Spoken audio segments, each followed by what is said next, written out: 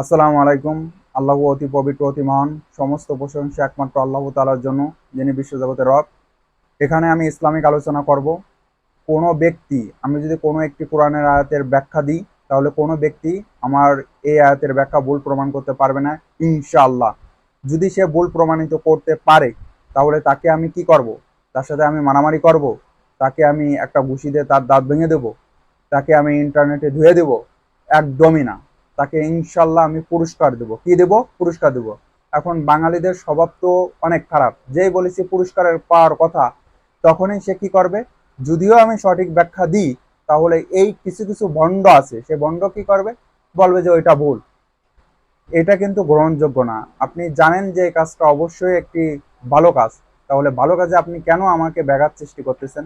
যদি আপনার মনে হয় যে আমি যে ব্যাখ্যাটা দিয়েছি সে ব্যাখ্যাটা ভুল, তাহলে আপনি কি করবেন? সুন্দরভাবে রেফারেন্স দিয়ে কোথায় ভুল করেছি এবং আপনার ব্যাখ্যা কি, সে ব্যাখ্যার কিন্তু রেফারেন্স দিতে হবে। আপনার রেফারেন্স এমন হওয়া যাবে না, কেমন যে আমার পীর দাদা বলেছে। আপনার পীর দাদাকে তো আমি চিনবো না, আমি চিনবো কোরআন হাদিস।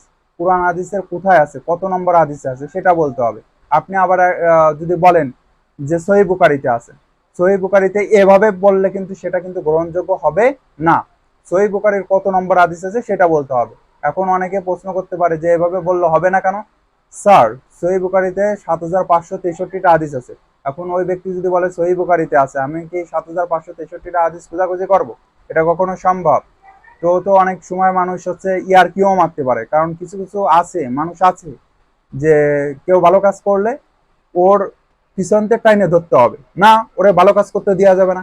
কেন ও এই কাজটা করবে? কিন্তু আপনি প্যান্ট শার্ট পরে বিড়ি খান, সিগারেট খান, যা মন চায় তাই করেন, আপনাকে কিন্তু কেউ কিছু বলবে না। কিন্তু আপনি যখন ভালো কাজ করতে যাবেন, তখনই ওর মাথা ব্যথা সৃষ্টি হয়ে যাবে, না ও এই কাজটা কেন করবে। এটা হলো আমাদের বাংলাদেশের কিছু কিছু মানুষের বৈশিষ্ট্য, সবার বৈশিষ্ট্য কিন্তু না। ঠিক আছে? তা আমি যে কথাগুলো বলবো, প্রত্যেকটা কথার থাকবে রেফারেন্স। ঠিক আছে?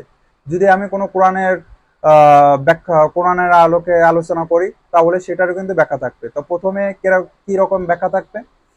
সেটা হলো যে আপনার মনে করেন যে ৭ নম্বর সূরার ৬৩ নম্বর আয়াত, এরকম ভাবে ব্যাখ্যা থাকবে। এবং অনেক আয়াত নিয়ে আমি আলোচনা করতে পারি। আর হাদিস থাকলে হাদিসের সংখ্যা স্পষ্ট আমি বলে দেব। ঠিক আছে? তো আর একটা বিশেষ কথা আমি বলতে চাই, সেটা হলো যে শোনো, তুমি ভেবো না যে আমি এখানে কথা বলতেছি, তো পড়াশোনা না করে এসে কথা বলতেছি। তো ভুল ধরার আগে একটু সাবধান থেকো, যেন নিজে হেরে বাড়ি না চলে যাও। ঠিক আছে? তো পড়াশোনা করায় করে এসে আমার ভুল ধরো ইনশাল্লাহ, তাছাড়া কিন্তু ভুল ধরতে আইসো না তুমি। ঠিক আছে? এটা হলো আমার বক্তব্য শুরু করার আগে প্রথম বক্তব্য। কোন বক্তব্য? প্রথম বক্তব্য।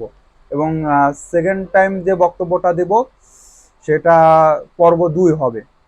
আজকে এই পর্যন্তই।